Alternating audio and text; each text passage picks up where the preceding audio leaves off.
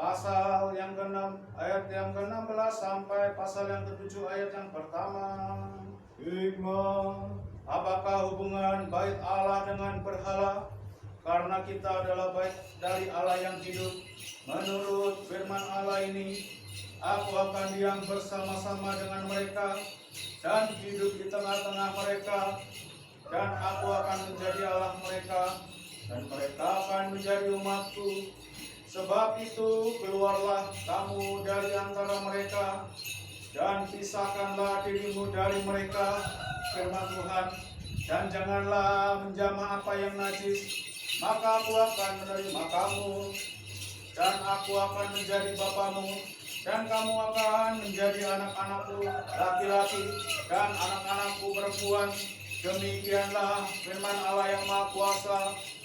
Saudara-saudaraku yang terkasih, karena kita sekarang berpegang kepada janji itu, marilah kita menyucikan bagi diri kita sendiri dari segala kecemaran jasmani dan rohani, dan dengan demikian menyempurnakan kekudusan kita dalam takut akan Allah. Damai sejahtera bagimu ya saudara baca. Haleluya, haleluya, haleluya.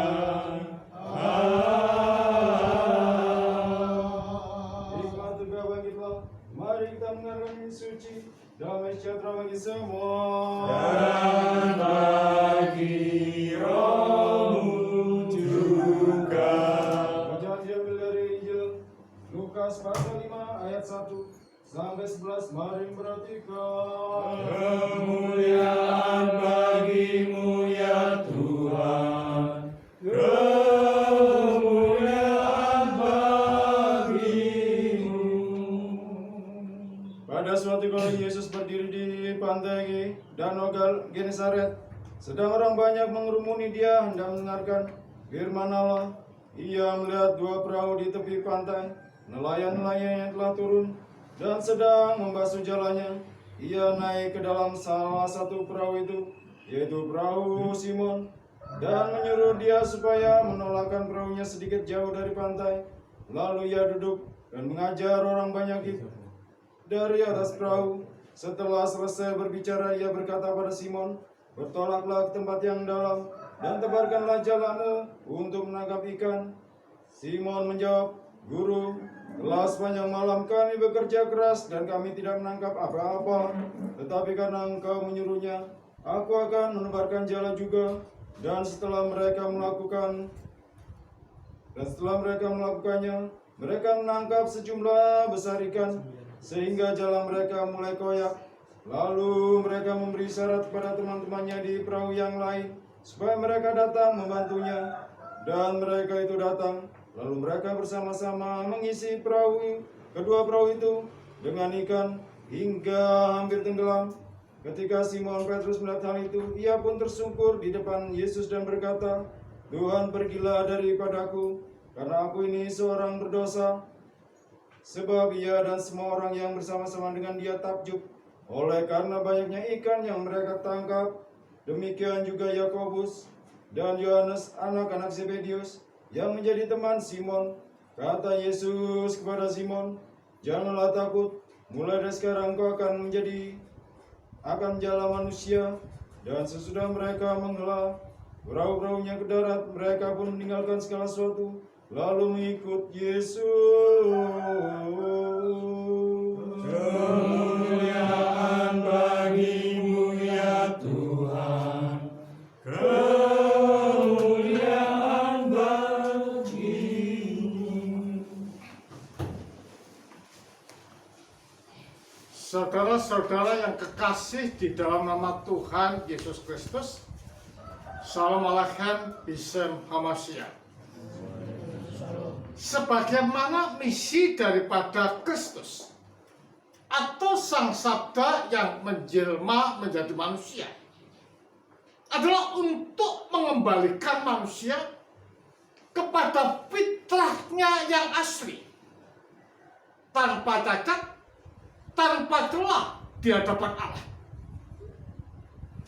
Dengan demikian, pada pada waktu dia melayani di jagat, tidak pernah Yesus berhenti, tetapi selalu membuka mulutnya untuk memberitakan Injil, kabar baik tentang maksud Allah terhadap manusia. Apa maksud Allah terhadap manusia? Kesucian, kemurnian, dan kemuliaan.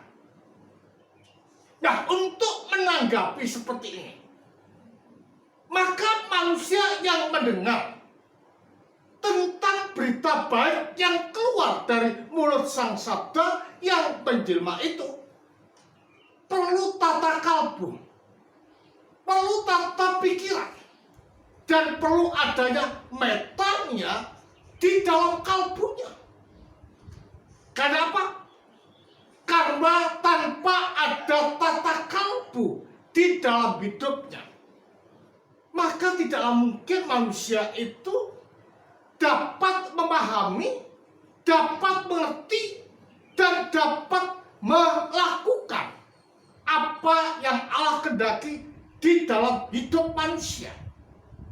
Di dalam bacaan kita tadi, di dalam Lukas 5 ayat 1 sampai 11 ditandaskan bahwa Yesus ada di Danau Genesaret, di mana dia mendapatkan orang-orang yang selalu berkumpul di sana, mengikuti Yesus dan ingin mendengar tentang wejangan yang Yesus berikan pada mereka. Menunjuk pada artian bahwa orang-orang itu haus akan Allah. Orang-orang itu haus akan kebenaran. Orang-orang itu haus akan jalan menuju kepada kesempurnaan hidup. Karena itulah kemana Yesus pergi, mereka selalu mengikuti dan ingin mendengar secara langsung wejangan-wejangan, khotbah-khotbah, dan ajaran-ajaran yang Yesus paparkan kepada mereka. Saudara, di sana Yesus mendapati 2 perahu. Dan Yesus duduk di atas perahu dan suruh menengahkan sedikit. Tujuannya apa? Tujuannya untuk mengajar, supaya orang ini menyadari hidupnya, bahwa hidupmu itu telah salah, hidupmu itu telah melenceng, hidupmu itu terjauh dari kebenaran itu sendiri. Karena itulah kedatanganku, kalau kita katakan, adalah untuk memberikan engkau jalan menuju pada kesempurnaan dan kesucian. Saudara, ketika dia mengajar, mereka sangat haru dan betul-betul ingin mendengarkan. Kemudian Yesus menyuruh menengahkan sedikit perahunya. Untuk apa? Untuk menjala ikan. Apa yang dikatakan oleh Petrus? Seharian aku telah mencari ikan, tetapi tidak dapat satu pun ikan.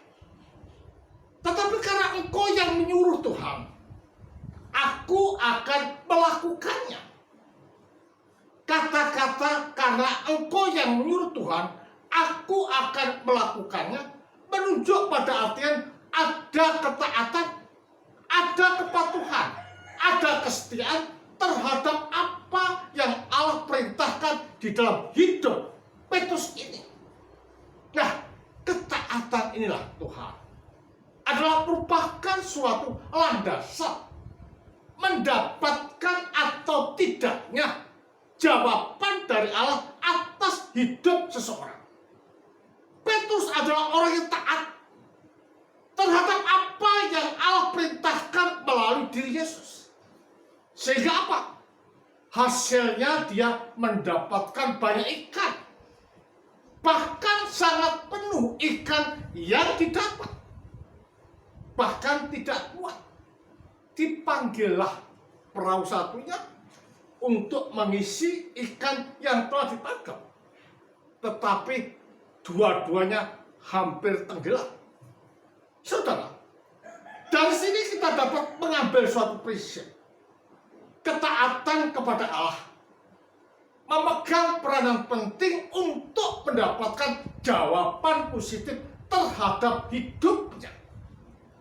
Di dalam rasa taat yang dilakukan oleh Petrus ini, ada terselip kerendahan hati, ada terselip kemapanan di dalam kalbunya, sehingga dengan demikian memberikan tempat bagi Allah untuk masuk di dalam kalbunya, mengikuti apa yang Allah kehendaki di dalam hidup.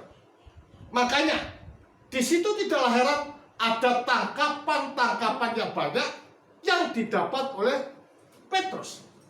Kemudian apa yang dikatakan? Tuhan, pergilah, aku tidak layak. Artinya apa? Artinya dia sadar bahwa Yesus ini bukan sekedar manusia, tapi Yesus ini adalah manusia jelmaan daripada Sang Sabda yang dari kekal sampai kekal ada di dalam Allah. Karena itulah untuk menangkap ikan yang begitu banyak tidaklah sulit bagi dia, karena segala sesuatu itu keluarnya dari dia. Nah, ini adalah menyadarkan Petrus bahwa yang sedang dihadapi ini adalah pribadi yang adikodratif, supernatural, karena dia adalah jelmaan daripada firman itu sendiri. Menyadari itu, apa yang dikatakan Yesus? Bahwa engkau akan kujadikan penjala manusia. Menjadi apa? Menjadi penjala manusia. Artinya apa? Artinya dia ditempatkan pada level yang lebih tinggi. Nah, kata-kata menjadi penjala manusia adalah merupakan bayang samar tentang keberadaan Yesus sebelum naik ke surga. Mengatakan, pergilah dan jadikan semua bangsa muridku, dan baptislah mereka dalam nama Sang Bapa, Sang Putra, serta Sang Roh Kudus.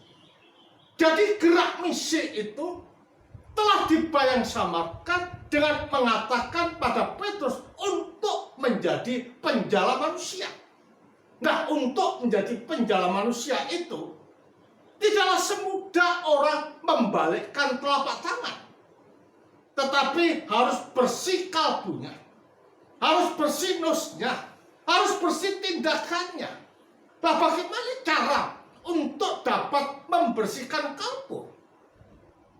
Itu tidak menggunakan kekuatan kita, tetapi itu adalah menggunakan kekuatan roh, supaya memberikan kekuatan, dorongan, dan membersihkan kalbu kita. Karena dengan kalbu yang bersih, setiap kata, setiap pikiran, setiap kehendak itu akan mencerminkan ilahi, sehingga orang yang mendengar kata-kata dan ajakan-ajakan yang disampaikan oleh orang yang didapuk sebagai penjala manusia itu akan tertarik, itu akan terkesan dan melihat aura penginjil itu sebagai aura Allah. Nah, dengan membersihkan kalbu, maka roh itu akan ada di dalam kalbu kita. Maka dikatakan sebagai bait Allah, yang membedakan dari bait atau penyembahan berhala. Sebagai bait Allah, saudara, maka kesucian batin, kesucian kalbu itu harus diutamakan. Karena itulah kamu harus keluar dan terpisah dari antara mereka. Nah, mereka itu siapa? Mereka itu adalah para penyembah berhala. Artinya tindakan-tindakannya, sikap-sikapnya, cara berpikirnya, kita harus berbeda dan tidak boleh mengikuti mereka. Tetapi kita harus tegak lurus, seperti yang Allah kehendaki di dalam hidup, yaitu hidup dalam kesucian. Nah, cara untuk hidup dalam kesucian, maka jalan satu-satunya adalah masuk di dalam ranah sakramen. di dalam ranah sakramen itulah saudara, yang menjadikan Allah itu memberikan pencerahan, memberikan penerangan, dan membawa kita kepada jalan-jalannya. Sehingga di dalam benak kita tidak ada terbesit untuk melakukan sesuatu yang bertentangan dari Allah. Tetapi apa yang dilakukan adalah cerminan daripada kehendak Allah di dalam kehidupan kita. Satu-satunya kehendak kita yang Allah kehendaki adalah membawa banyak jiwa kepada Kristus. Karena dengan membawa banyak jiwa pada Kristus itulah berarti kita ikut ambil bagian untuk menyelamatkan manusia-manusia yang ada di dalam dosa kembali kepada fitrah, yaitu takdir semula untuk hidup suci di hadapan Allah. Tetapi prinsipnya adalah sebelum menginjil, tata kalbu kita, tata nus kita, supaya kata-kata kita, cara berpikir kita, tindakan kita, dan kehendak kita betul-betul mencerminkan Allah. Karena itulah kehidupan orang Kristen ini adalah kehidupan yang berbeda daripada orang-orang yang di luar sana. Kehidupan Kristen adalah kehidupan yang mencerminkan sifat dan karakteristik Allah. Sehingga dimanapun kita berada, Allah akan nampak di dalam kehidupan kita. Teruslah berjuang dalam kesucian, agar supaya banyak orang dimenangkan baik Kristus melalui kehidupan kita, contoh hidup kita, dan apa yang kita lakukan. Kemuliaan bagi Sang Bapa, Sang Putra, Sang Roh Kudus, sekarang dan selalu sebagai segala. Tuhan memberkati kita semua. Amin.